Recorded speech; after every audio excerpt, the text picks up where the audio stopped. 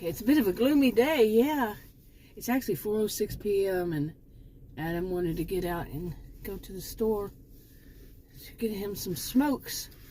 He said he didn't have them all day. I don't smoke. I've quit. Yay. After 44 years, I quit.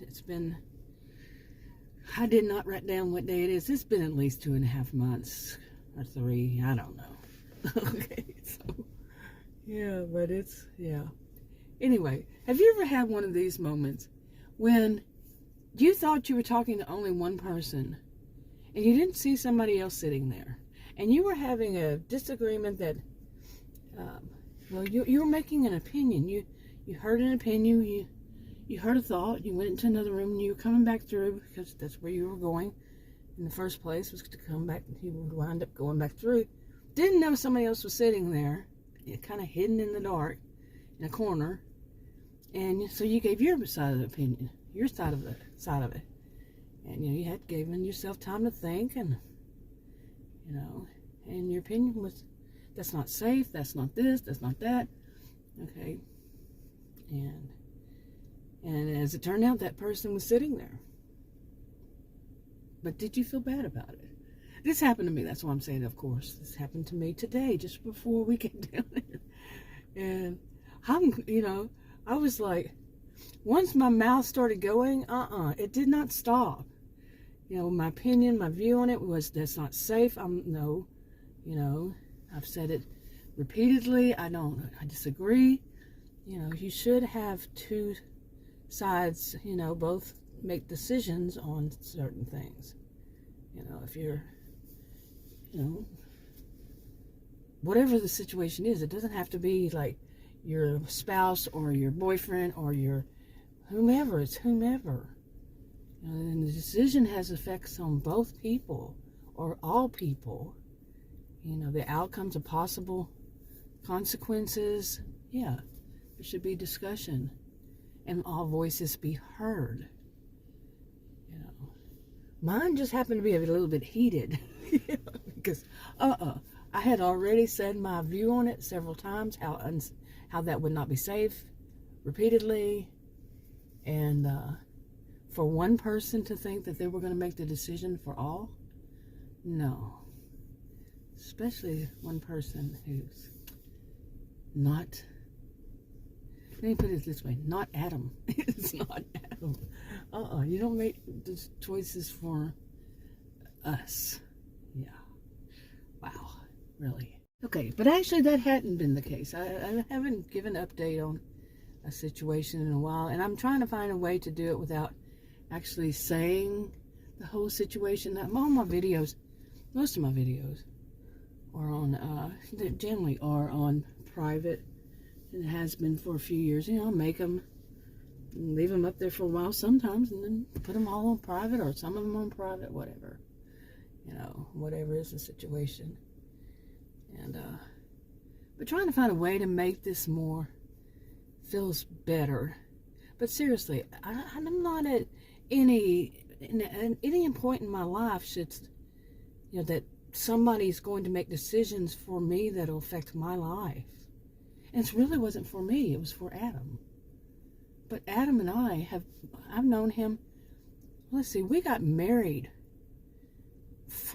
almost 41 years ago. And somebody's going to think they're going to come in and tell him, what he's going to do that could affect our lives. And it had already happened in a different way. This is more of an immediate way. It was basically to travel on the highway when we're in a freeze. It's going to freeze, and he's going to be driving in the dark over bridges. No. I put my foot down. No.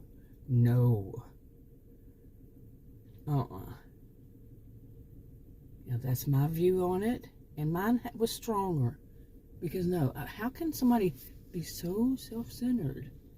And I do videos on these for years. I know how somebody can be that self-centered. It doesn't take into the equation that, yeah, you want to do something for you, But what about for the other people involved? Huh? What? That's a thing?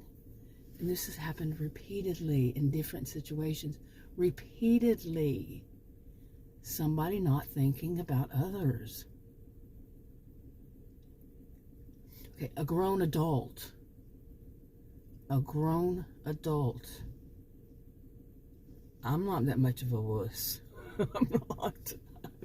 I think I've proven this to myself, because I was getting really concerned that I'd become, I'm going to use these old-fashioned terms, a wimp.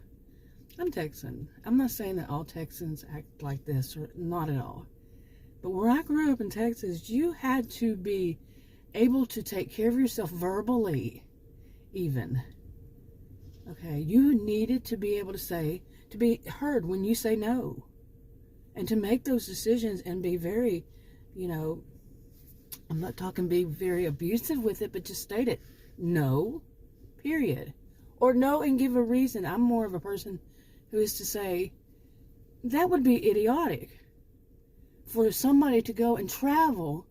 They're going to be on the highway when it's been raining all day. It's going to be, the temperatures are going to be, at least the wind chills are going to be freezing.